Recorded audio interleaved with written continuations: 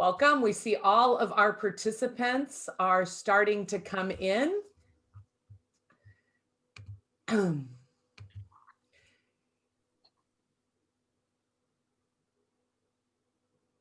We are so excited. We have a very large audience tonight.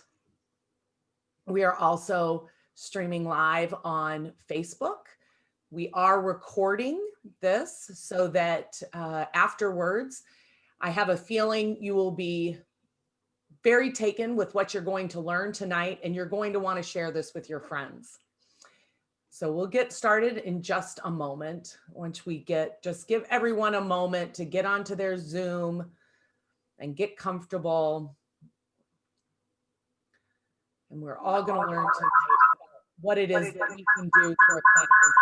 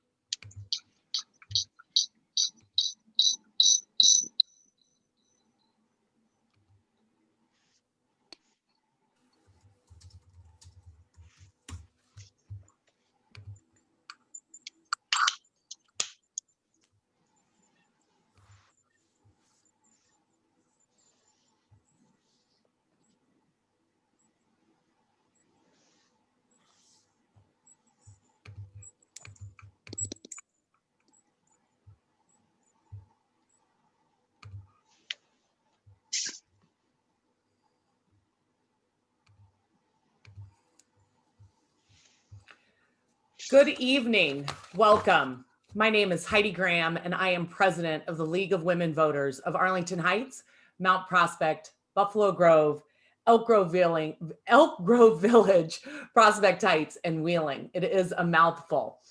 A quick note regarding accessibility. We have Stacy Shine Stapleton on our Zoom this evening as our ASL interpreter. Please pin her if you happen to need her services. We have pinned her video for those watching via Facebook and YouTube. Our league is dedicated to using our resources to join with community partners to educate the community on important issues. And tonight's program is important. First, we're going to watch some news programs so we all have the same background information. And then I'm going to turn the program over to Father Corey Brost of Viator House of Hospitality, and he will speak with a resident about his experience. And then we'll hear from Darlene Gramigna of Bethany House of Hospitality and hear from one of their participants. Then we will have some time to take your questions, but I'm going to ask you to please hold your questions until we're ready to take them. What I have found over the last 9 months of doing many webinars and meetings is that the chat and the Q&A really becomes a source of distraction. And I'd really like us all to be present tonight and in the moment as we learn about this important issue. And then finally, we're going to learn what we can do. What can we actually do to make change for asylum seekers? Melissa Adamson, an immigration policy attorney with the National Center for Youth Law in Oakland, California, will give us an update on the lawsuit to stop the current administration from returning kids seeking asylum to Mexico without processing them.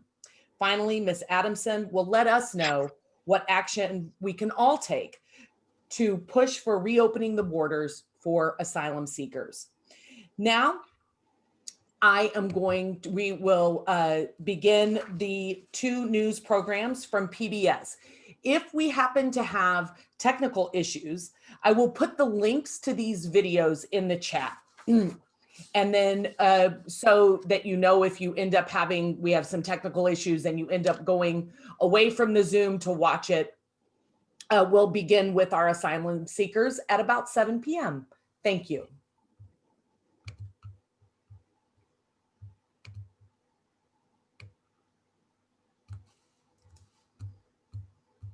Last night, we part 1 of special correspondent Nadia Drost and Bruno Federico's reports, filmed before the pandemic from one of the most dangerous migrant paths and remote spots on Earth.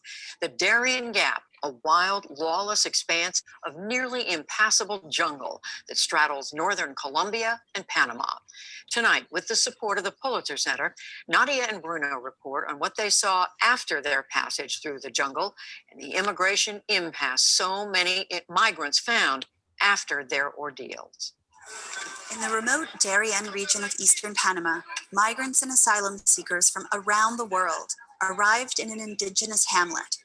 It's the site of non-stop confusion as Panama's border police organized groups to leave on canoes. I will try to understand you with the little English I know. I speak Spanish.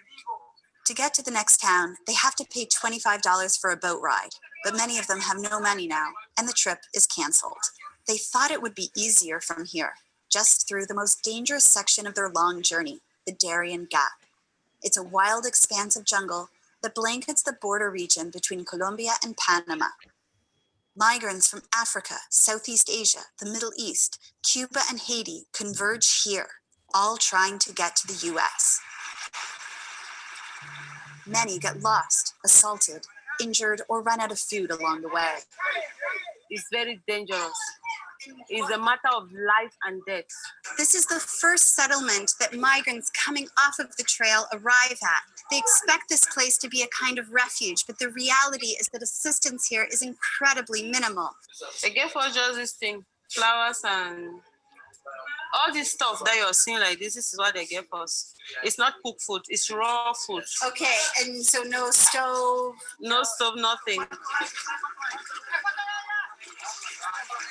Usually after several days, migrants board canoes to a camp in La Peñita, where they register with migration officials. Rosina and Collins Boateng from Ghana took 14 days to cross the Darian Gap with their baby twins and 4-year-old boy. By the end of the trek, they had no tent, no food, and no money. No, they have given us this morning something to cook with. But apart from that, we need diapers, everything, clothes. On the outskirts of the Darian jungle, this small outpost merges Panamanian and U.S. security and border enforcement. Panamanian migration agent Abel Abrego registered biometric information. We're taking the principal data from all people who are immigrating. With equipment and training provided by the United States, Panama, in exchange, submits the information into the U.S.'s registration system, said Panama's migration chief, Samira Gozain. And then when we collect the data, they can tell us or they can inform us if they are in their database. Last year, Panamanian authorities counted nearly 24,000 migrants, 4,000 children among them, from outside South America trekking through the Darian Gap, 3 times as many as 2017. Si podemos seguir. On the next page, we've got more African presence. We have Cameroon, Burkina Faso, Angola, as well as Congo. Only after getting vetted can migrants leave here, boarding buses that bring them to the border with Costa Rica. No more than 100 per day are allowed to enter. The U.S. also funds Panama's border police, charged with fighting narco-trafficking and organized crime across the Darién. Now, they're frontline responders in Panama's migration crisis.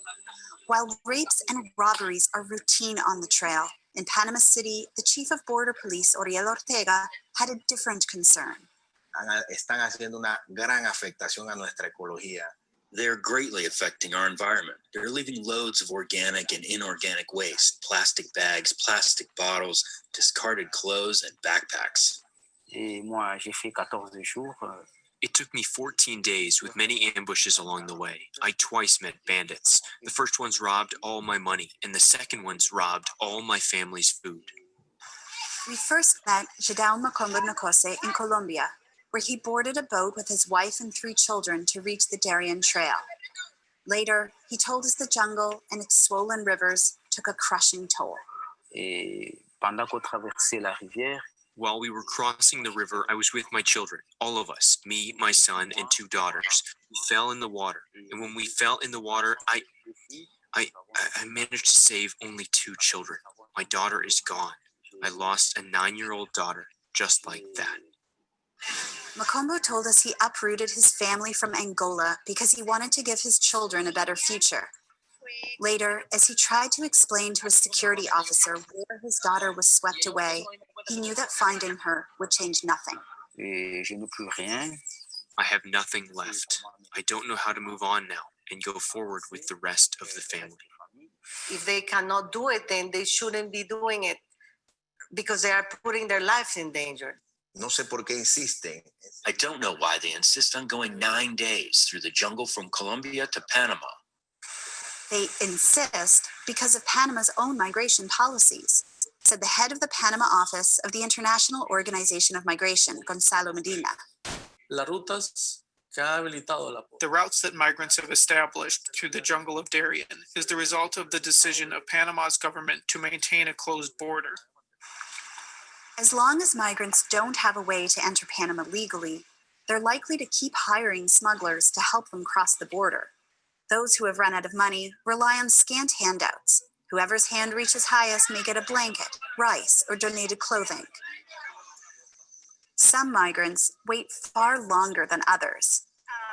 Walid Ali fled the war in Yemen, where he said Houthi rebels attacked him for refusing to join them. He had been in the camp 44 days. I left a year ago. I wasn't expecting America to welcome me. I know there is a ban on Yemen. It's here, thousands of miles south of the US, that Ali first encountered an extension of America's security and border priorities. Yemen is not only subject to the Trump administration's 2017 travel ban, it's long been included on a growing list of countries the US government calls special interest because it considers them to produce or protect terrorist groups. Migrants from those countries get extra scrutiny. Obviously, there are countries where migrants are coming from that are more established as countries where a terrorist can come from. In La Peñita, these Pakistanis made bread while they waited. Wajid Ali said he understands why they're being vetted, and he agrees with it. That information is very necessary for everyone. We are happy to biometrics because we are legally person. We don't have any crime. But he said he's disappointed over how long they'll have to wait. 2 months, probably. As migrants waited, they tried to call home. There's not much else to do. Some danced the evenings away. We asked Gosayin about the long waits for migrants from so-called special interest countries. Who is going to determine when they can go? If they are not in the database, you have to go to camp. So we have to take time to make sure, maybe 30 days, maybe 60 days. And those intelligence officers who go to the camp to collect information, are they Panamanian or? No, usually we don't have that capacity. Of course, we receive a lot of help from the US in that area. Ihab al-Hassan once lived legally in the US, but returned to Sudan. He left because of political persecution and eventually arrived here. 46 days later, he still couldn't find out why he was being held. They're playing with our mental stability. And at one point, we just decided to face them. That, guess what? We are not going to eat no more, and we are not going to drink. A couple days after he and a small group started a hunger strike, El-Hassan wasn't among the migrants officials selected to fill 2 buses to Costa Rica. But the strategy seemed to have worked for Walid Ali.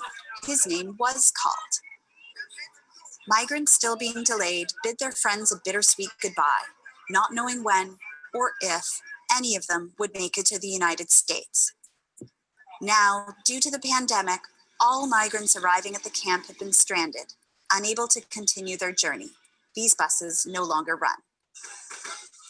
From the eastern Darien in Panama, reporting with Bruno Federico, I'm Nadia Drost for the PBS NewsHour.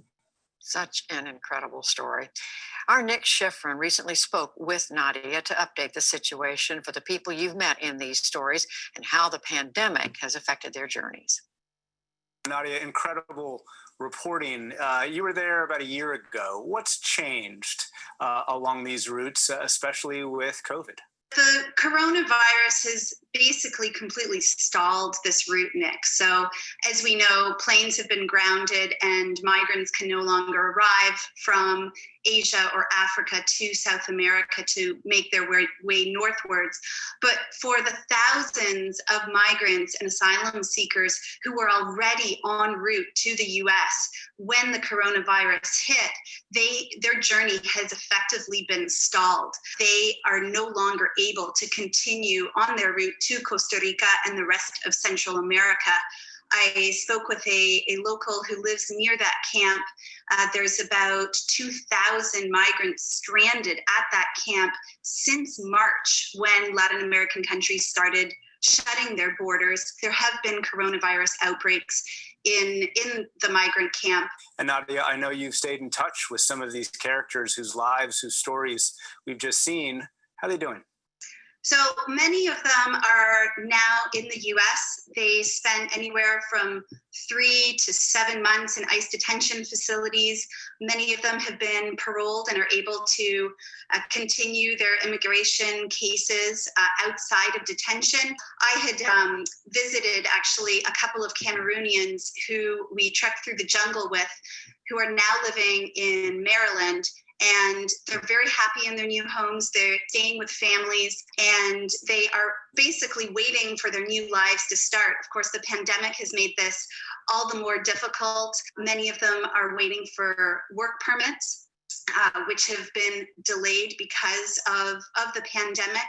And so even though they are incredibly grateful to be here and to feel safe, they are anxious to start working and start to get to know the communities that they're living in. Nadia Drost, we're lucky to have your reporting. Thank you very much. Thank you, Nick. We certainly are. What extraordinary reporting. And thank you again to Nadia and to Bruno Federico.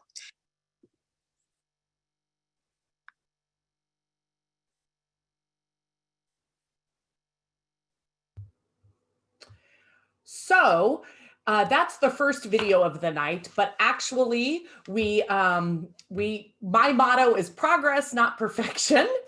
And we've shown them out of order. So my apologies, I take responsibility for misreading the order of the videos.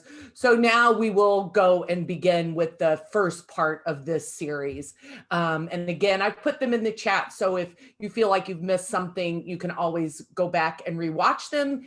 And also this program is being recorded, so you can watch the entire program again. Thank you.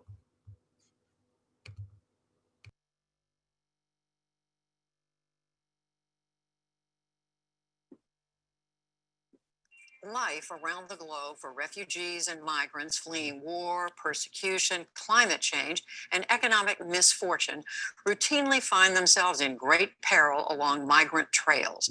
Perhaps the most perilous path anywhere through the Darian Gap, a wild, lawless stretch that straddles Colombia and Panama. Last fall, before the pandemic and with the support of the Pulitzer Center, correspondent Nadia Drost and videographer Bruno Federico put themselves at great risk to bring us stories of people risking everything to make their ways north toward the U.S. And a warning, the images and accounts in this report may disturb some viewers. Where South America meets Central America lies one of the world's wildest jungles. It's roadless, lawless, and almost entirely uninhabited. Its name, the Darian Gap. Underneath the soaring jungle canopy, migrants from around the world risk death crossing the jungle in a desperate bid to reach the US and Canada. They have no map and no instructions on how to make it through one of the world's most dangerous migration routes. I would like to send a message to anyone who is thinking of doing this route. It's very dangerous. If I knew this, I wouldn't have done it. Many migrants spend a week or even 2 on this trail before they reach a village and safety. But these journeys started long before. Migrants from Asia, the Middle East, and Africa flew into Ecuador or Brazil, where visa requirements are somewhat lax. Haitians also use this route as a springboard north. But to get from Colombia to Panama, they have to cross the Darian Gap by foot. It's the only missing 66-mile break in the Pan American Highway from the tip of Argentina up to Alaska. Migrants go first to the end of the road in Colombia, the port town of Necoclí, to head west along the Caribbean. The passenger manifest was global. Most had little idea of what lay ahead. They dock in Capurganá, a tourist town, now a trailhead for migrants headed into the Darien. We set out to join up with the migrant trail and reached a makeshift camp where smugglers wait for migrants. At dusk, a group of Cameroonians and Pakistanis arrived. They were exhausted and relieved to find the last spot on the trail where they can get hot food. Morning broke with torrential rain. The Darien is one of the wettest places on the planet. The environment could hardly be more different from the high mountains of Pakistan this group of friends call home. The Taliban targeted our family from time to time. That is why I had to leave my country. We packed our food for 5 days and with guides we hired, followed the migrants as they set out on a day-long ascent of a mountain ahead. The steep and slippery terrain was tough for everyone, but nearly impossible with an injury. This woman from Cameroon could barely put weight on her knee. Exhaustion took over. God, the pain is too much. Yeah. The pain is more than me.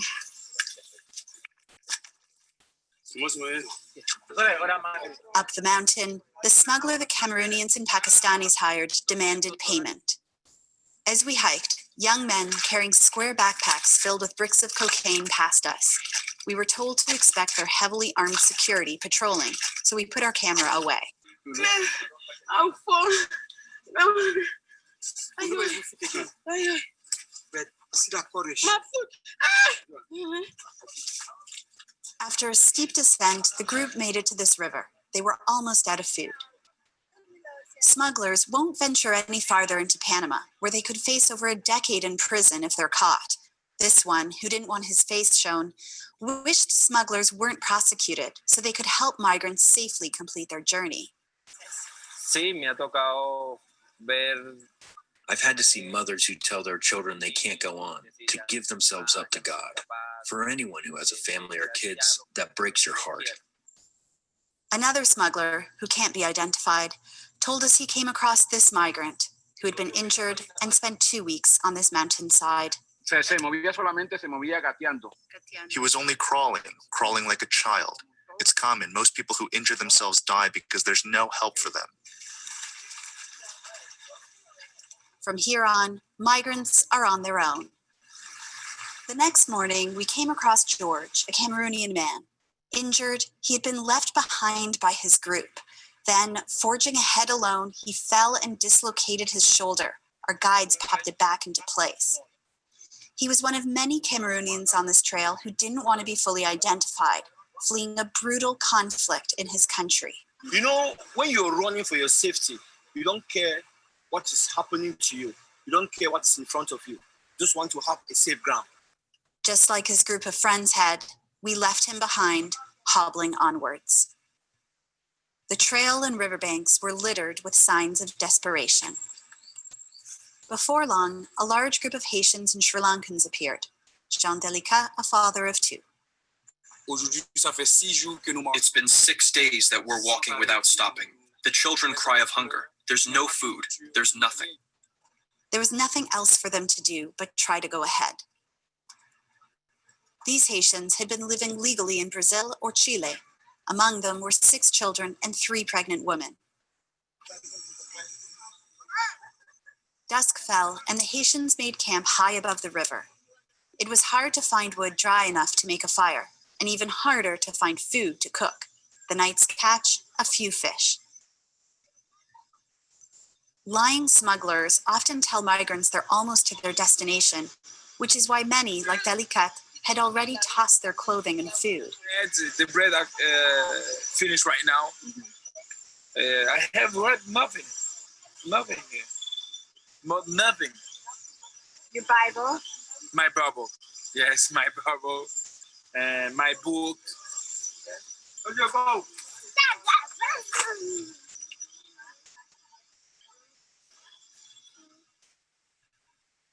Dawn broke after a night of heavy rain. They've barely slept. They are soaking wet and very hungry, but in fact, we are stuck here for now. That's because overnight the rain made the river rise dramatically. It was too high to cross. The rivers often pull children from their parents' arms and sweep migrants to their death. Marooned, with unwelcome time to think, worries took over the Haitians, like Rosie Bantour. Sometimes I think that if I was not this poor, I wouldn't have got into this situation. The river level dropped and we finally set out again. Later, we were joined by 15 Bangladeshi men with nothing but the clothes they were wearing. They had been robbed 4 times on the trail of everything. A man we're calling Saeed because he's scared to be identified explained. A group of 5 to 7 mafias came to us. They pointed a gun towards us and took away our bags and everything. They left nothing for us. They even took away our food.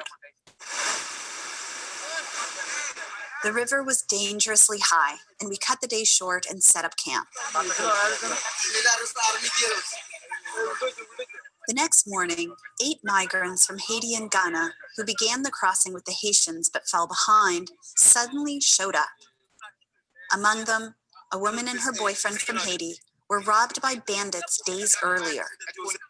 One grabbed the boyfriend's arm, threatening to cut it with a machete. Charlie Pierre from Haiti helped tell us what happened. After the thief said, "Go off and leave the woman behind." And so he's walking, but looking behind, and sees these guys lowering his wife's underwear. One of the men assaulted her, penetrating her intimate parts with his fingers, looking for dollar bills they suspect migrants of hiding. Later, we heard many stories of this and other abuse on the trail. After another night of heavy rain, the river is very, very high. It's going to be risky to cross it, but we simply cannot wait any longer because we have run out of food. Pierre found a pregnant Haitian woman he had been searching for, and we got on our way, trying to sidestep the river. After 8 days on the trail, Rosina Boateng's family from Ghana had run out of food. When is it going to finish? The hope I lost hope. I even lost hope. Stomachs were empty, legs were quivering. Because the river was too high, we had to make a detour, winding up into the forest and dimming all hopes of reaching a settlement in Panama by night. The next day, minds were racing with one question: will we make it out of here? There were foreboding reminders of those who did not. But these migrants joined the legions of survivors crossing the Darian Gap. As the river opened up, a driver and his outboard canoe appeared. We were on our way, finally, to a village. This night, the group made its way out of the Darian Gap, but the rest of their journey is as opaque as the black waters ahead. From the Darian Gap in Panama, reporting with Bruno Federico, I'm Nadia Drost for the PBS NewsHour. Just incredible reporting. And tomorrow, Nadia will report on the uneasy waiting game in Panama for the migrants who make it through the Darian Gap.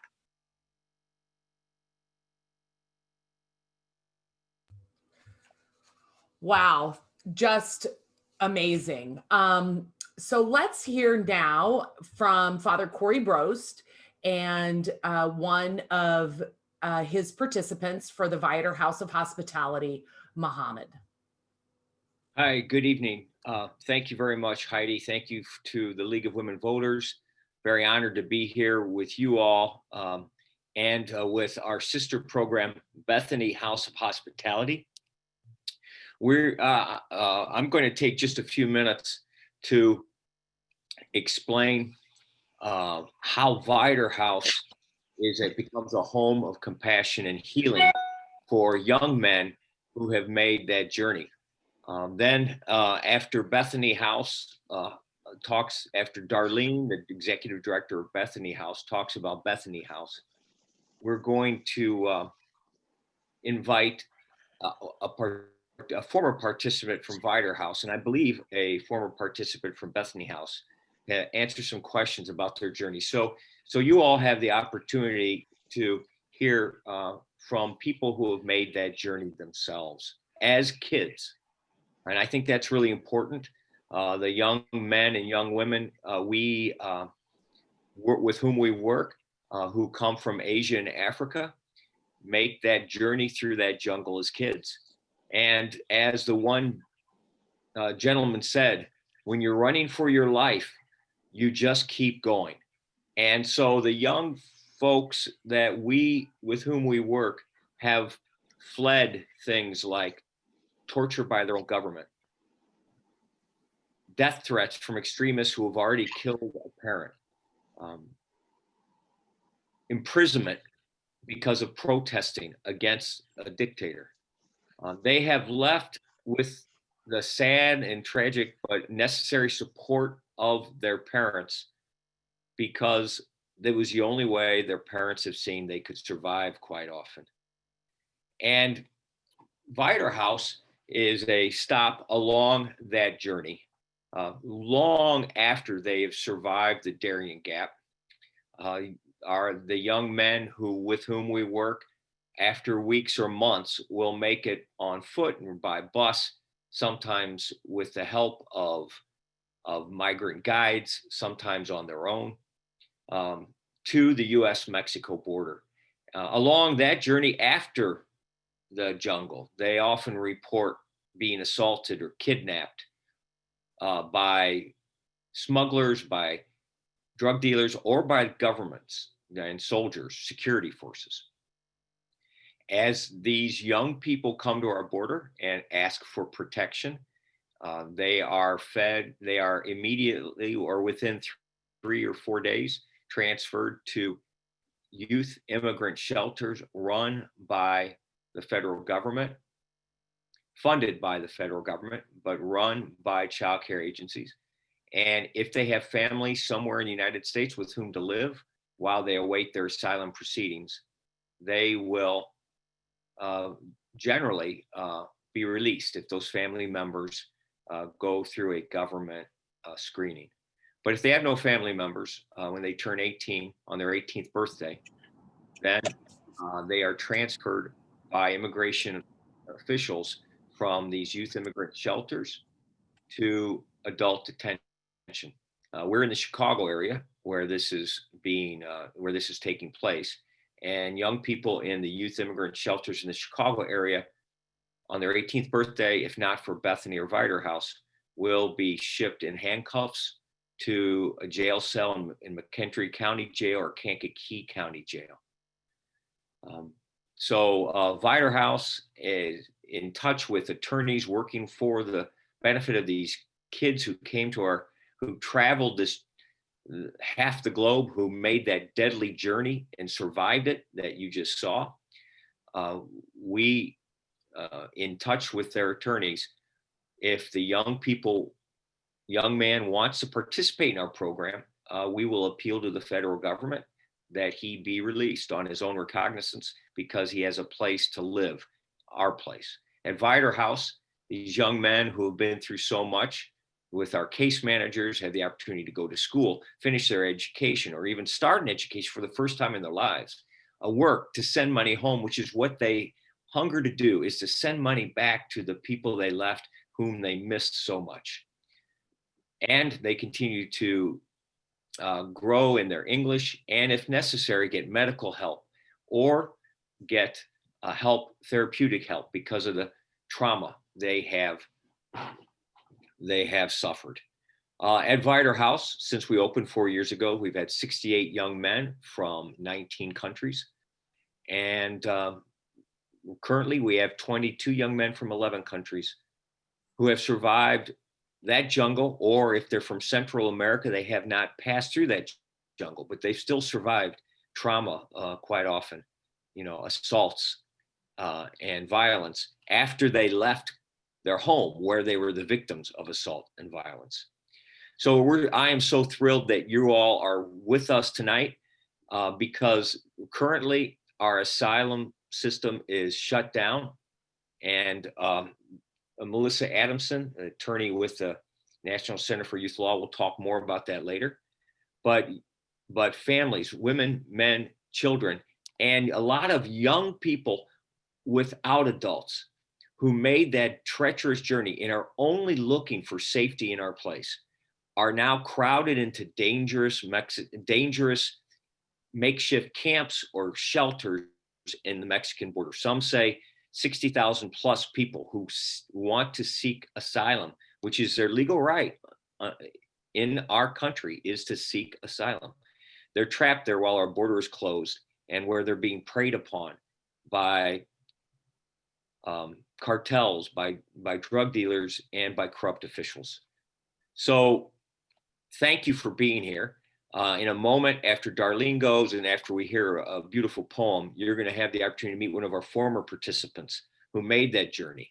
And we'll talk some about it, but then talk about the success and healing he has found at Viator House because of the communities, faith communities, the civic community organizations, and volunteers who have come to support him. And as he lived at Viator House and finished his education, won his asylum case. So I'll turn it over now to Darlene to talk a little bit about Bethany House and how the part they play in this journey, in the journeys of young women. Thanks, Corey, and thanks, Heidi, for setting up this whole event. I'm the director of Bethany House of Hospitality, which is very much the female counterpart to Viator House. We started about a year later, but there are less women who travel up, mostly because of the expense and often caring for children. It's more difficult for them to pass. So, what we say about the women who come to Bethany House, and we've had about 47 women and 9 children come through in the last 3 years, that they often face whatever trauma they faced in their home country that made them leave. And then the trauma of a trip like that you just saw, that includes sexual assault of women, that includes robbery. For women that we've known that have come from, that have flown into Brazil, they often talk about walking for a year before they get to the US border, and all of the traumas and that you saw some of that happen along the way. And then crossing rivers, some of the women have said they've never been in water before, and there they are walking across rivers, and people drown. One young woman saw her father drown as they crossed the river. So very traumatic things happen along the way as much as anything else. And also some of the women we have are traveling with children, which is a whole nother, another situation that affects a lot of the women. They're trying to get not just themselves, but their children into safety and hopefully the safety of the United States. And then the third trauma we see them have is when they're in children's immigration detention, which is not a healthy place for children to be. We know about the current government's loss of connections between 666 children and their parents in some of this division. And so, some of those things are majorly concerning about us in the immigration system. And how does one justify or come up with a solution to unifying these 666 children with their families? So we have all the issues that women face. Again, we work, as Father Corey said, to make sure that women are getting legal, medical, mental health support, and also getting themselves educated. Some have come with having had no schooling at all. We had a young woman from Somalia said, "What do I do when I apply for a job and I say I have had no formal schooling?" It's a very, it doesn't seem common to us here, but in places like Somalia, women aren't given educational opportunities. So when they get here, I said, tell them that you learned English in 7 months, because that just shows your determinedness to continue go forward. So, we work with people where they're at. People come with all different skills, all different levels of trauma, and we try to make sure it's a safe place for people to be in a stopover on whatever their next step is in their life. And we try to help them figure that out. And sometimes they figure it out themselves. And sometimes, if they were to get asylum or get work permits, that also assists them in, making a life for themselves and their children here. Many of the women that come with children never really believe that they would be able to support themselves and their children on their own.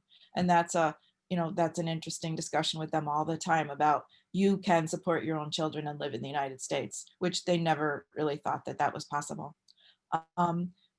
We're sorry that a woman from Bethany House isn't able to speak tonight. She and her family of women traveled from Brazil walking and had a lot of amazing heroic stories of how they survived it. But because she's in the middle of asylum proceeding, was advised by her lawyer not to speak with us tonight.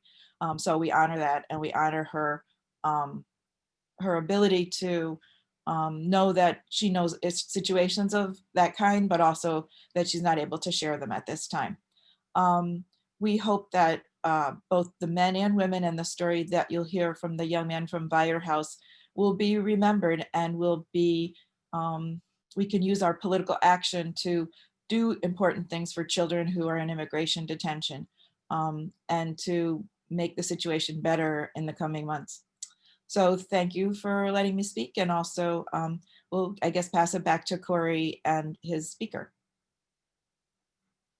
Thank you, Darlene. I am often really particularly inspired by the work at Bethany House.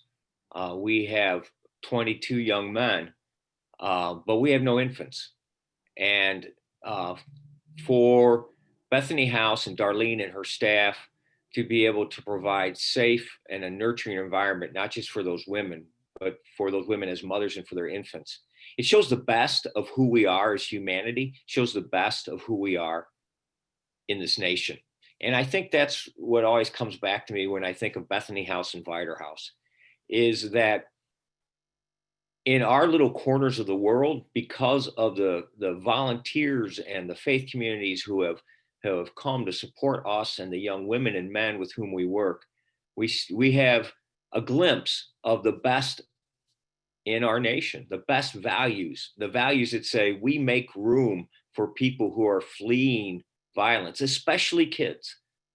So I am, during this hard time, always particularly inspired and gratified that I get to be present to these young men who, as Darlene said, are so courageous and so resilient, but also the people, the women and the men, and the both high school seniors to retired folks who come and support our young men as tutors, mentors, drivers, etc. Because they know, as this next poem is going to reflect, that no one really wants to leave home to go and seek asylum in a country far, far away. Literally, home chases them out. And so we'd like to share with you now a poem that is striking in that regard.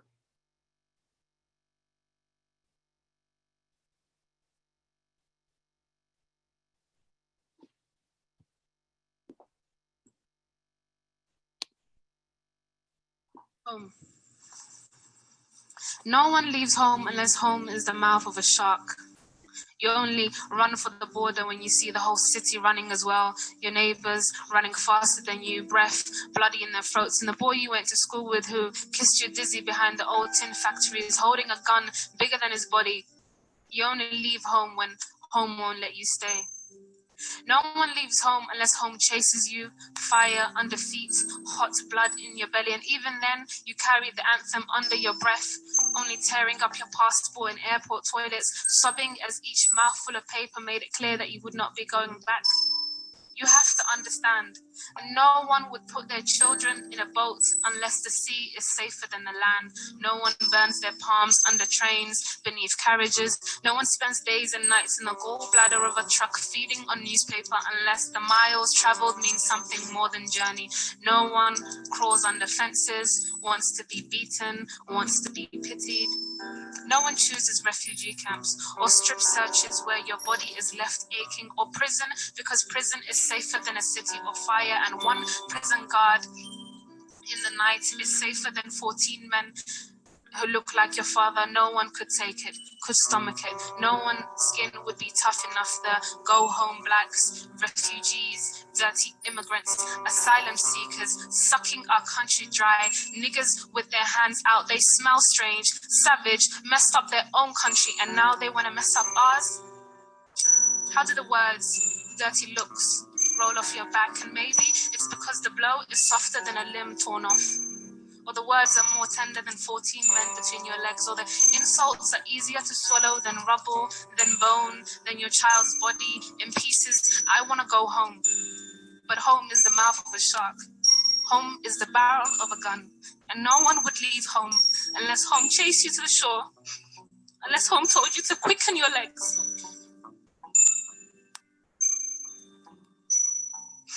Leave your clothes behind.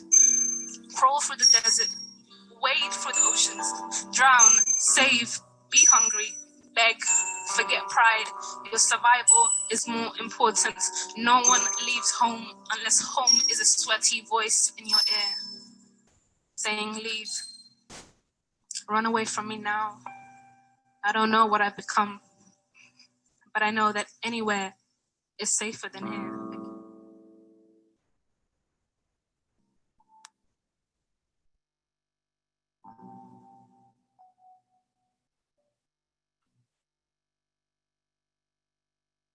Home is an 8-stanza poem by Warsan Shire, a London-based Somali writer, poet, editor, and teacher.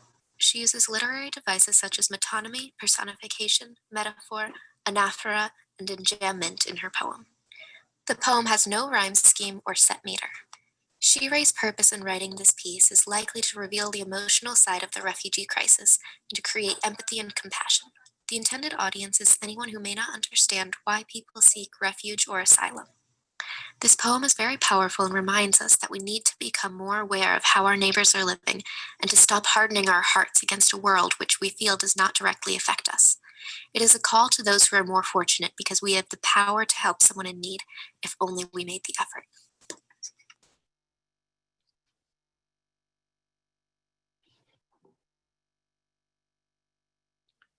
So thank you. I think the combination of the video footage from the Gap along with that poem says a lot.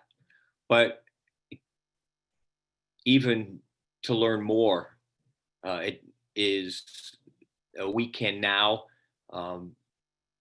talk with a young man who made that journey, who heard that voice in his ear telling him to leave. And his life can personify the courage and the strength, as well as the challenges that were so well outlined in that video news report and the poem. It's my honor to introduce a young man who was a participant at Viator House of Hospitality.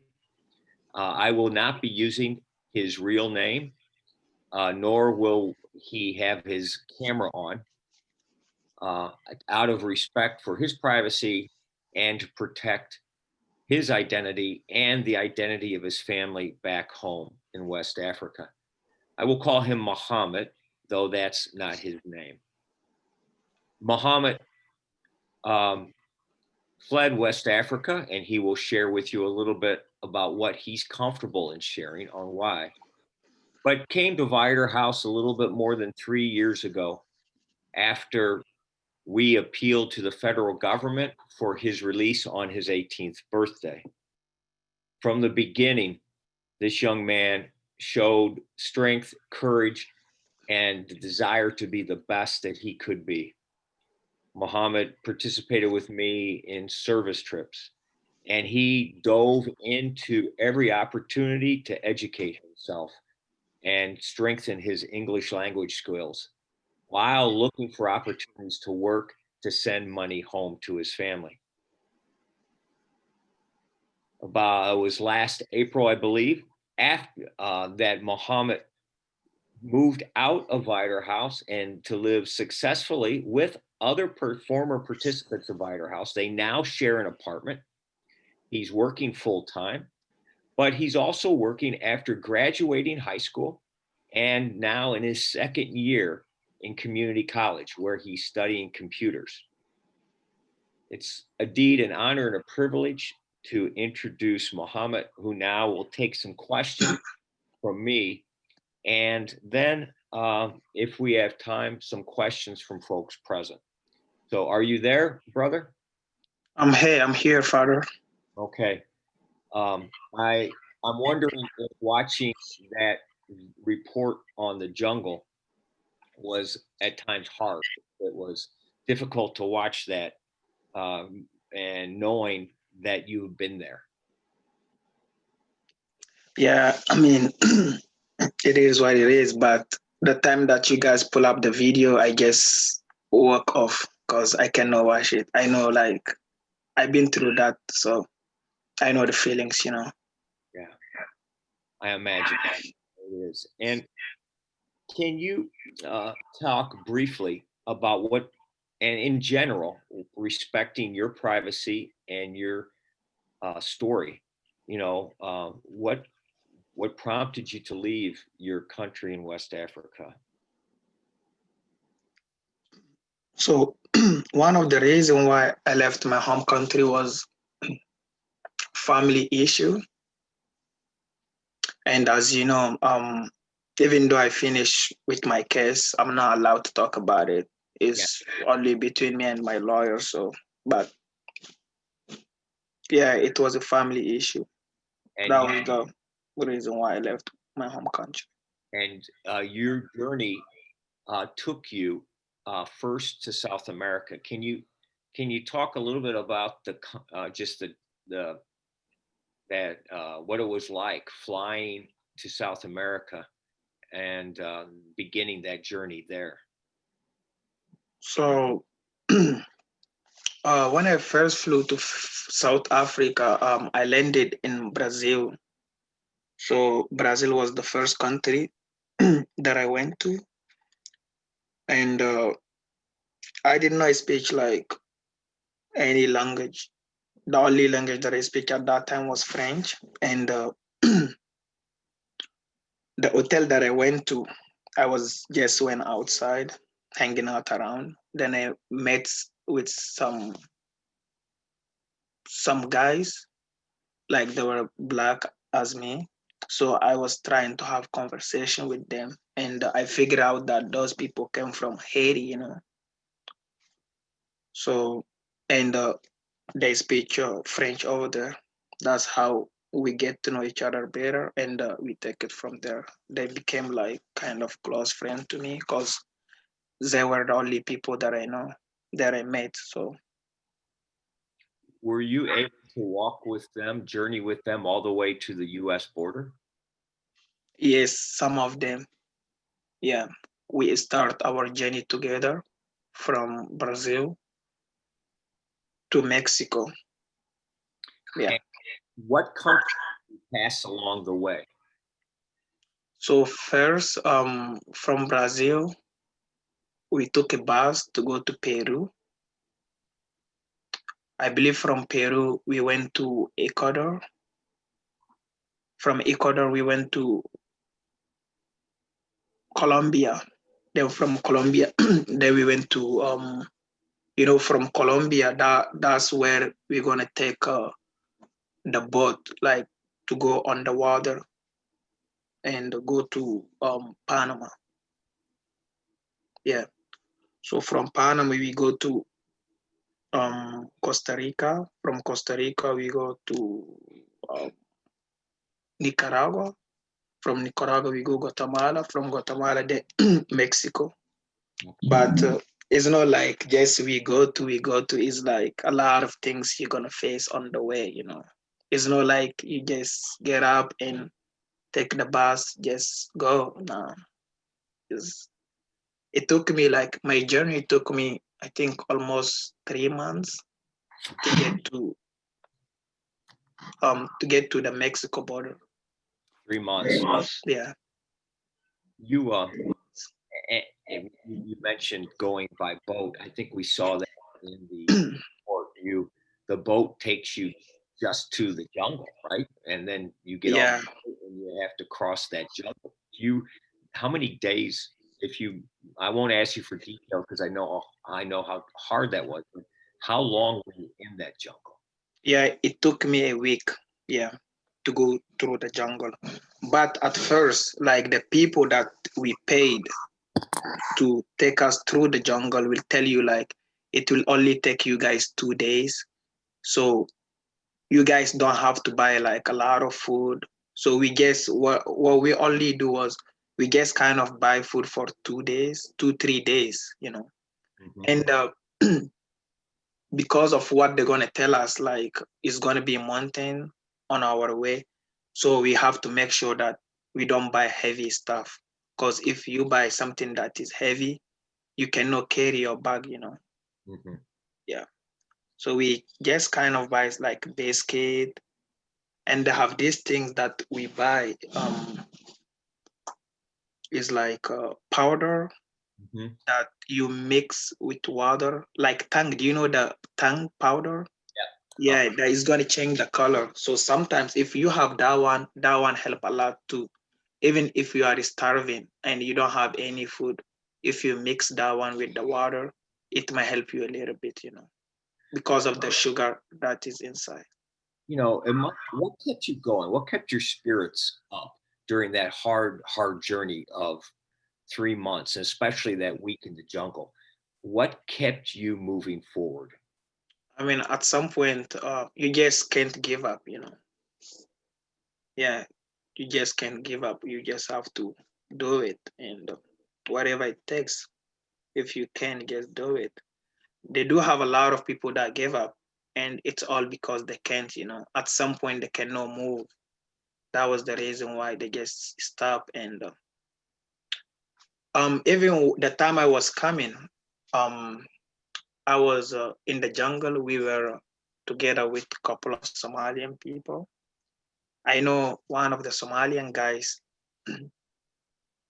like they were before us. They left like maybe 2 days, you know, before us. So he was with her sister. I don't know if he's her big sister or her little sister. At some point, her sister cannot walk anymore. Then the guy just walk off because they don't have time to wait, you know. They just have to keep going. So all he told her sister was, "I'm sorry. I mean, it is what it is." Everybody was trying to survive, you know, and there is nothing he can do. Yes. And the guy just walk off with the other people. So when we came through the jungle, then we found her. So she was by herself like 2 days, where she doesn't even know where she is. Because the time you guys gonna go inside the jungle, like you cannot tell where you are. You don't know you are at the beginning, you are in the middle, or where you are. You just keep going, you know, until you see houses like where people are. At that time, you know that, yeah, I'm about to go outside of the jungle. So when we met her, she was begging us, and she was a Muslim. And the group that I was working with, they do have some Senegalese, they have 80 people, and Ghanaians too. So they have two guys. One is from Senegal, and the other one is from Ghana, and they are Muslims too. So when they had conversation with the woman, then they say this is their sister, Muslim sister, so they cannot walk off, you know. If she's going to stay here, then they will stay with her. But what they're trying to do is they will do whatever it takes to take her out of the jungle, and they did it. Wow. Yeah, the two guys carried the woman, I think, for 3 days. Wow. Yeah, 3 days until we reached out to Panama. Yeah. So that was your group. That was my group. And what heroism. Yeah, I don't know, like nighttime. It's like the same thing, the video. And I don't think so if something changed though. Yeah. Yeah, there's nothing that's gonna change. Like it's still, I think it's gonna be the same thing, maybe even forever, because it's gonna keep raining daytime, nighttime, and whenever it rains, that's where the journey is gonna stop, because the river will get full and nobody can cross the river. And even if the river is not full, you see the way people cross, you guys have to like take each other hands and to go through the river. If you try to go by yourself, you cannot go. You will just go, the water will take you.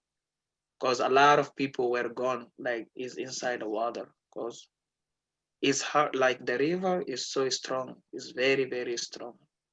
I just have to tell you, I am so inspired by the heroism of you and your group. And uh, I don't know if it seems, you were 17 at the time when you were making this journey, correct? Yeah, I was 17.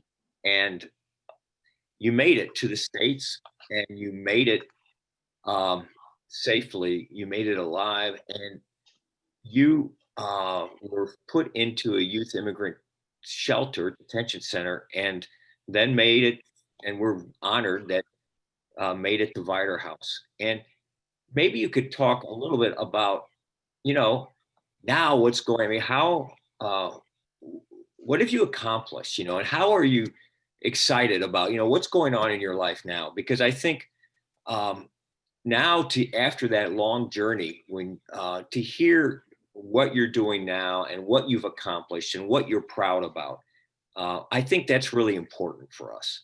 So what are some of the things you're really proud about having accomplished in the United States? I mean, the first thing was like when I first got here, I mean, I got people that really care and they really helped me out, Okay. Like one of the biggest things that I accomplished in my life was to get my high school diploma. And now I'm going to college. I might finish anytime soon, but because of the corona, you guys know, like everything is virtual now. School is online. Online school is kind of hard. So I don't know, maybe once everything get done, I will graduate from a community college, then planning to transfer to go to a university, a 4 years university. And you're studying computer, right? Yeah, when I first get out, like Viator House helped me a lot. I had a lot of tutors that come every evening to help me with my homework, help me to improve my English. And I have a mentor, that we kind of sit together and have really good conversation. We kind of share a lot of things, and that really helped me a lot. I think it's really important for everyone who is watching to know that this young man, Muhammad, started school after that grueling journey in English, which is his third. Is it your third language or your fourth? I know my fourth language. Fourth language. Yeah. And just every day was dedicated to progressing, and kept saying, I need a tutor for this. Can you help me with a tutor for this, for this? And he made it, and he graduated. And then and in the college, the same thing. So it's such a sign of strength and courage, I think, all that you've accomplished. And then you won your case. What was it like when you realized that you had won asylum? This was last winter, I believe. Yeah, it was in January. Yeah, I was actually it was my first day of school. Yeah, I had class around 11. So I was just sitting inside like the classroom. The class just started. My phone is in front of me. Then I got an email from my lawyer saying that congratulations. I was like, no way. I just kind of walk off. Then I went out when I read the email, and it has the attachment that the immigration people send them. I was like, wow.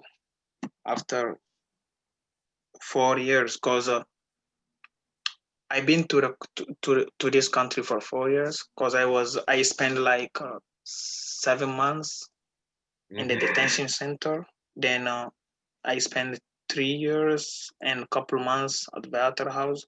So I finished my case after 4 years. So it was like, that's one of the happiest day in my life though. I guess went home that day, I was like, nah, I have to go and celebrate that, because this is what I've been waiting for 4 years, and it's finally here. People don't know, I think, that after that long, dangerous journey, that asylum seekers and, kids who get here at 16, 17 may have a 3 to 4 year long wait, and waiting in all that uncertainty. And I think there's something really heroic there. Waiting without knowing how or where your life is going to make it in this country, whether this government is going to try to send you back to the danger from which you fled. In the midst of all that uncertainty, men and women like Muhammad here are succeeding and jumping over obstacles, learning the language, graduating school, finding jobs, becoming good employees, sending money home. With all that uncertainty, I know how frustrating it was, my brother, because I was there with you, but how'd you keep going with all that uncertainty and frustration of when is that going to end? What kept your spirits up during that long wait over the 3 years at Viator House? One of the things was like, if you remember what you've been through, like I said, you just can't give up, Father. Like no matter what. And one day, like, you're gonna be fine. Everything will be okay. Just if you have the spirit, keep going forward and keep praying God, one day everything will be fine. So that's actually your faith. Just also was an important part that kept you hopeful. And not even that, at the Viator House, they do have Brother Michael and people like you, Father Corey. You guys motivate us, You guys give us advice all the time not to give up and keep doing what we are doing. And you guys really support us. You guys give us whatever we need. Well, you guys inspire us and you motivate us and you show us the best of humanity, Muhammad. And we could not do that without the incredible tutors and your mentor, Jack, who show the best of our nation by welcoming young men. So what are your dreams? Now you are in the verge of finishing your community college and you're working. Like, what are your dreams for the future in the United States? For now, all I'm focusing on is my education, So once I get my associate degree, I'll transfer to 4 years university to get my bachelor. And my major is network and engineering. So from there, yeah, I don't know, I may have 2 more years to go. And after that, have a family, my own family and everything. That's great. Try to look for a job, a good job, like my major job. That's all. And live the life. And let me ask, now we have some time before our final speaker. Are there questions that people would like to ask Muhammad? If I could see them or they could be forwarded, and then I'll ask some, and then and Muhammad has the freedom to answer or not answer. I think it's really important that we continue to respect his privacy, and that he has the courage to share the most difficult things in his life he shared with us so far. So are there any questions from folks who are watching that, we have about 5 minutes or so? Father Corey, this is Heidi with the League. Sadie Doctor, who is one of our emerging leaders, a senior at Rolling Meadows High School, she will be culling through any questions that come up in the chat or the Q&A and pass them on to you. So go ahead, Sadie.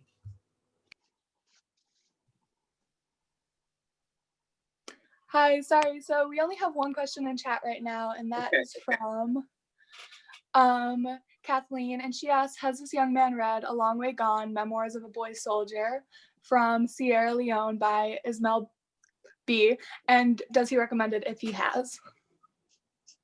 I have read that book, but have you heard of that book, Muhammad, from a young man who was a child soldier in Senegal? Nah. Okay. No. Well, then I've got one question that I'll end with is, what do you think is the most important thing that American citizens should know about young people coming to the US for asylum? If you could say one thing that you want every American citizen, which someday now you will be, if you could say one thing that you would want them to remember or to know, what would it be? Okay, one of the things is, I never think like they might have a video like this, like the video that you guys just showed us. I never think about like they might have somebody who can go through that jungle with a camera and try to film like almost everything. I don't know, but the video can tell everything, like whoever that watched that video, who had the opportunity to watch the video, I don't know, maybe the person will feel something, Just to pass on that video and the message. The video will give a big message, to whoever that watch it. Okay, so pass on the story. I think that is a really important message. Is we've been honored here to hear some of Muhammad's story, and there is so much misinformation that leads to fear, and fear can lead to even hate or violence if it's not headed off. So I just encourage everyone here to reach out, like Heidi said at the beginning, to friends. Tell 10 people something that you learned tonight. Pass on the link of the news report, the poem. Visit Bethany House's website, Viator House's website. Learn more about these incredibly courageous young women and men and pass on their story, because they are gifts to our nation. They bring heroism, they bring resilience, they bring strength, they bring deep faith in incredibly wonderful values that reflect the best of our nation and the best of all major faith traditions. And there's one more thing you can do, and I think now is the time to introduce our final speaker. Heidi, would you like me to do that, or would you like? Sure, but just real quick before we go on to Miss Adamson, Karen Hine had said to Muhammad, to welcome to Chicagoland. Congratulations on your high school diploma and continuing your education. Your courage is inspiring. Did you have to leave your homeland quickly, or did it take longer time to make a decision to leave? It didn't take that long. I don't know if it took like 10 days, probably less than that. Okay. But I didn't flew directly from my country to Brazil. I went to another country, Okay. So that's right. You within 10 days made a decision to leave. Yeah. All righty. Thank you for sharing that. But and people should know that it can be just there's one young man in our program who went out and demonstrated in another West African country, and the police beat him and told his older brother, if we see him again, we will kill him. So he had to go into hiding until his brother raised enough money. And so stories like that are common. So would you like me to introduce Melissa, Heidi? Yes, please. This is indeed an honor. I've come to know Melissa Adamson just recently as I've been continuing my research on the many incredible agencies, attorneys, and folks around the country working for justice for immigrants, especially young people seeking asylum. Melissa is an attorney on the immigration team at the National Center for Youth Law in Oakland, California.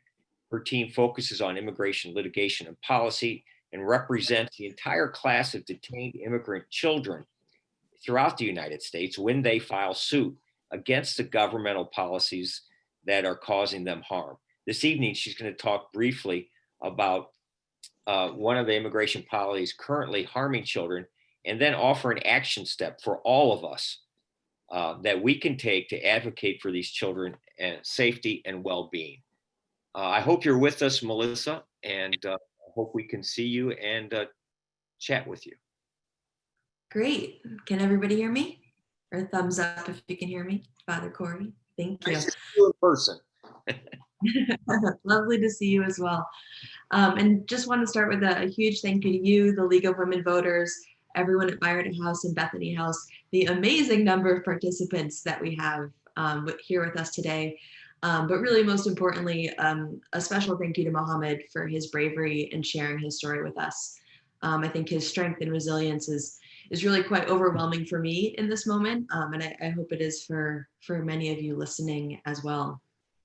So the National Center for Youth Law, which is where I work, we focus on advancing justice by defending the rights of children and improving the systems that impact their lives. We have a number of different teams that focus on different areas impacting children, like education and health and juvenile justice. I happen to work on the immigration team, and we use both litigation, so going to court and suing, as well as legislation and policy work to advance those goals. So as Father Corey mentioned, my team represents all immigrant children detained in the United States. So that includes children that are initially detained in Customs and Border Protection custody at the border. It includes unaccompanied children like Mohammed, who are detained in the Office of Refugee Resettlement while they wait to have a sponsor to be released to in the United States. And it includes accompanied children who come here with their families and are detained in family residential centers. We're counsel on a case called Flores, and you may have heard that in the news. There's something called the Flores settlement that we enforce. And as part of my job, I go to different detention centers all around the country, and I have the honor and privilege of meeting with immigrant children like Mohammed to hear their stories and to learn about when the government is violating what they're supposed to be doing. And unfortunately, that happens quite frequently. And when that happens, we gather evidence and we bring it to the federal court, and we sue to ensure that the government has to protect the rights of these children and do what they're supposed to do. And while there have been many instances of suits over the past year, tonight I just want to focus on one, the one immigration policy that is currently causing immigrant children the most harm in this country, and is the biggest opportunity for change to protect the safety and welfare of immigrant children. So typically what happens when an unaccompanied child arrives at the border, and when I say unaccompanied child, I mean a child who comes without a parent or a legal guardian, so a child like Mohammed, when they come to the border, they're put into CBP, or Customs and Border Protection custody. And if you've seen pictures on the news of children in these giant concrete warehouses sleeping on the floor with cages and with chain link fences and under, those blankets that you only see passed out at marathons, that's CBP custody. And children are only supposed to be there for 72 hours. After that, they're supposed to be sent to a state licensed facility if they're unaccompanied, and they wait there until they're released to a sponsor that can take them in. Some children don't have sponsors. And so for children that age out of the system at age 18 without sponsors, they're often sent to Immigration Customs Enforcement, or ICE facilities.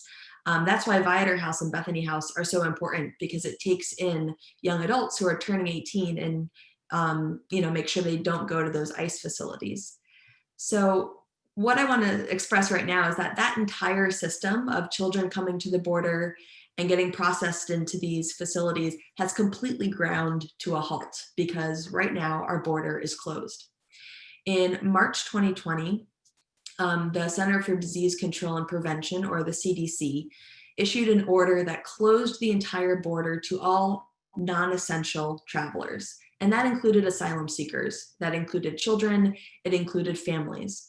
And in May, that order was extended indefinitely. So what that means is that children, thousands and thousands of children and families who are coming to our border seeking protection, are not being processed. And if they're not being processed and allowed into the country, that means they're not being allowed to apply for asylum, which is what Muhammad won and is the reason that he's allowed to stay here in this country, which is amazing. Over the past summer, as this order went into effect, closing the border, we started to learn how it was being implemented. The vast majority of children are getting expelled at the border within about an hour and a half. That means the child comes to the border seeking protection. They might be processed initially by CBP, but they're turned right back around to Mexico. And that's it. We have no idea where they go. There are some shelters in Mexico where they're returned to, but it's very hard to track where these children go. Turning them back leaves them at very high risk of physical violence and exploitation. And some of these children, for whatever reason, the government couldn't expel them as fast as they wanted to. And so there were a couple hundred children that actually ended up in motels along the border for prolonged periods of time. So children were being held in motel rooms. They weren't allowed outside of the motel room. The children as young as 1, 2, 3 were being held there. They had no access to recreation. There was no education. They pretty much watched TV all day. These places were unlicensed. The people taking care of these children had no expertise in child welfare. My team was able to sue about that piece of this policy because our settlement requires that children are put in state licensed facilities. So we won in federal court, and the government can no longer hide children in motels, which is a small win. But the bigger issue is that thousands and thousands of children are getting expelled from the United States and pushed back and returned and not even allowed into the country. The most recent numbers we know is that almost 9,000 unaccompanied children have been expelled under this policy since March, and almost 8,000 accompanied children and family members have been expelled under this policy. So these are just thousands of people seeking protection who are just being pushed right back to the dangerous situations that they're fleeing. I want to stress that this order, it came from the Center for Disease Control and Prevention, but it actually has no public health justification or rationale. So the initial justification to close the border, the CDC said it was necessary because of coronavirus and COVID-19, that we need to stop the flow of people to minimize exposure. That would have made sense had Mexico or other countries had a higher COVID rate from us, maybe, but that wasn't the case. And very recent reporting has actually shown that the CDC initially resisted issuing this order because people very high up said, this doesn't make any public health sense. Closing the border isn't really going to do anything to stem the flow or the incidence of COVID in our country. But Vice President Pence and Stephen Miller, who's someone else in the Trump administration, actually pressured the CDC into issuing this order and closing the border, and that's why it happened. So I just want to emphasize that the CDC order not only has no public health rationale, it was actually instituted because of anti-immigrant sentiment to keep people out, and that was intentional. So the action item, if this makes you as mad as it makes me, the action item is to call, write, email your congresspeople. You have great senators in the state of Illinois. Senators Duckworth and Durbin are wonderful. And I'm not sure of all the representatives because I know you all are spread out in different districts. Representative Schakowsky has been actually very great on children's immigration issues. She's been a good partner in the past. They've been really wonderful. Thus far, President-elect Biden has pledged a lot of great immigration reforms, which is wonderful. And we want to keep that pressure on. Thus far, he's only pledged to review this Title 42 border closure. And we want to really keep that pressure on because it's harming a lot of children. So, call, email right. I know it can feel kind of futile, but having met with senators and having met with representatives, they very much listen to what issues their constituents are calling about, especially when a large number of people do it at the same time. It really does make an impact on their staff. And I can always tell when it happens, because then all of a sudden they are more responsive to our emails and want to have meetings with us and find out what they can do, which is always a really great thing. So when you contact them, you know, the things that you want to say is you want the government to remove the Title 42 order that's blocking the border. You can emphasize that it has no public health justification and that it's directly putting thousands and thousands of children in harm's way. I think those are the main points that you really, that really get the point across. And I'll just end with actually linking this to something that Muhammad said when he was recounting his story about crossing the river. He said, you know, we had to take each other's hands and go together because the river was too strong and it would have swept each person away if they went alone. I think that is just a huge metaphor for our immigration system and crisis. And as humans, we're all connected and cannot make it alone. Our humanity does depend on one another and linking hands and joining forces. And this is one way that you can really support these absolutely incredible, inspirational and resilient immigrant children that are coming to our border. So I know we have 2 minutes left, and I know it's later there for you than it is for me, but I'm happy to take questions, or if you want to close out now, that works for me as well. But thank you so much for listening. Thank you so much. Melissa, I want to ask just clarification. Is it Title 42 or Title 452? I want to. It is it's called Title 42. Okay. And so we put that in the chat area. And then I want to also emphasize that we're going to have follow-up information for people to continue learning. I think your image of us joining hands across not only the river, but across this nation, so that we can open it back up for asylum seekers. That's how we get it all together, get through it together. And I want to thank you so much for your commitment to these young people and to the best of our values in this nation. Heidi, do you have any questions or any final thoughts that you'd like to share with Melissa? There are a couple of questions. Can a family sponsor a child? How does a family sponsor a child who came here unattended? Sure, that's a great question. So the vast majority of children that come here have a parent, an aunt, uncle, grandparent, relative, somebody that can take them in.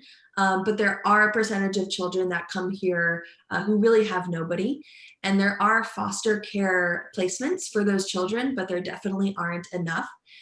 So I would encourage looking up the foster care placements. I can try to find a link to that and send it to Father Corey and Heidi so they can share it afterwards. But I believe there are foster care programs in Illinois. They're largely state specific. I believe there's one in Illinois. I think Heartland runs one, but I can look that up and check. And I see a second question from another Monica, which was, how do we influence legislators outside our state or district? That's a great question. I have that question right now, thinking about Georgia. Influencing legislators outside your state or district also comes down to communicating with them as well. Legislators are more responsive to people who are coming from their district because those are their constituents. So this is kind of where that piece that Father Corey talked about comes into play, where talking to people you know about this issue, who might be located in different geographical areas, can really make a difference. Because the more people that know about this issue, the more people can really, communicate that. Somebody asked about providing legislator emails, because I have provided addresses, and I will, I don't have that right at the tip of my fingers right now, but I will, in a follow-up email to all people who have attended, I will get that information. But what I will tell you is that legislators count mail as higher than an email because it takes more time to send a letter. That is a great point, definitely. And then there are a couple of other questions. Wendy's asking, if you have any information about the 600 children whose families cannot be found. Sure. So as many people know, and has been really active in the news lately, and the summer of 2018, the Trump administration instituted a zero tolerance policy separating children from parents. I think the media reporting around this has been a little frustrating as someone who knows way too much about this topic. The government almost intentionally did not track children and parents when they separated them. So the fact that these parents and families cannot be found is not that these parents don't want these children. That's an absolute myth. It's that, and for many of these, they don't have contact information for the parents. They might not know their names. If a child is 2 years old and you ask a child, what's your father's name? They're going to say, Papa. They're not going to say, my father's name is, here's his name. So that's part of the frustration. Another part is that some of the parents were deported back to their countries of origin. And so now these parents are facing the unimaginable choice of, my child is in the United States, I'm here in Guatemala. Do I reunite with my child and have them sent back to me, this country that was so dangerous that I risked everything to flee it, and have them come back here? Or do I break my heart in a million pieces and have my child stay in the United States and somewhere I know that they're going to be safe? So personally, I think the United States needs to offer a pathway for those parents to return to this country and have their child and be safe in this country. But that's not something that's been offered yet. That's another piece I think the Biden administration could work on, is not only locating these parents, but extending them a pathway to citizenship to come here and be with their child in this country. I know we're over time, but I see other questions. So one more question. Camille asked, are places like Viator House or Bethany House of Hospitality in other states? That is a great question. One that Father Corey and I talked about a little bit. I was ecstatic when Father Corey reached out to me and I learned about these programs, because something that is absolutely heartbreaking that we see happen all too often is 17-year-olds that age out, they turn 18 in government custody. And it's frequent that the government shows up with handcuffs on children's 18th birthdays and takes them away to ICE facilities where they're housed with adults. And so to my knowledge, there are not other places. There might be a few kind of homeless shelters in other states that have sometimes sponsored children to come into their custody, but nothing as comprehensive with wraparound services like Viator House and Bethany House. And so I really think they're just absolutely incredible models that can, hopefully be replicated in other states, because there's a lot of children who don't have any sponsors who will age out and be sent to adult detention otherwise.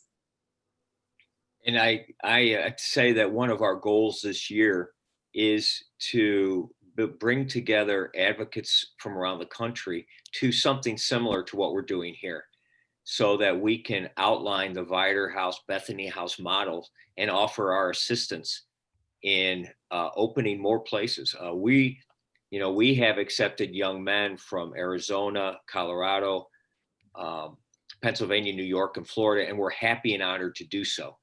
But that means there should be more places around the country. And if when President-elect Biden takes over and they open up the border again, there's going to be, again, more of a need, because they will be, God willing, processing young people as our law requires it. And it's really important that people realize that what's going on at the southern border is a violation of our law and a violation of our asylum laws that go back to post-World War II, which were set up after the Holocaust to assist people fleeing the type of violence that we saw in World War II. And these laws are not being rescinded by any legal manner. They're all just being violated, and our court system isn't fast enough to keep up with the violations. Is that an accurate thing to say, Melissa? Lawyer here. Yes, it is. There are, there have been hundreds of executive orders just on immigration alone put forward by this administration. And the Title 42 closing the border. They also have been turning back people to wait in Mexico for their asylum hearings. There have been families waiting in refugee camps in Mexico for, at this point, like almost a year, waiting for their court hearings, and at risk of just unimaginable harm and violence and trafficking and kidnapping. So yes, and it is unlawful. And what the president-elect is going to need is the support of really vocal citizens like those who are gathered here, to have his back, so to speak, to rescind these orders and to support him and the other politicians who support him, because there's been so much misinformation and fear bred about immigrants that it's really even more critically important that folks like those who are here with us tonight speak up to help dispel that misinformation, and then to not only call Congress, but I would guess, the president, and when he takes office, to say, yes, keep doing it. We support you. So we are over time a little bit. However, Karen just wants to know, how many individuals can Bethany House host at a time? We have hosted up to 15 women and 4 children at any given time. And Corey, how about Viator House? We can host, and we're filled now with 22 young men from 11 different countries. And I think, and again, it was my typo, it is Title 42, not Title 452, apologies there. I just want to thank, on behalf of Viator House of Hospitality, Bethany House of Hospitality, the National Center for Youth Law, and us, your local chapter of the League of Women Voters. I want to thank you all for taking your time this evening to join us. I know most of us are Zoomed out as it is, and so I really appreciate that you have taken your time to be on Zoom again with us this evening. I hope you take this action for asylum seekers. I hope you also support any or all of us, either monetarily. All of us are struggling nonprofits. I know our League of Women Voters, we have 0 paid employees. But you can also volunteer with all of these organizations. And finally, tell 10 friends about what you've learned tonight. Don't keep this information to yourself. The best thing you can do is to spread this information. And keep informed. You can follow all of us on Facebook, Twitter, and Instagram.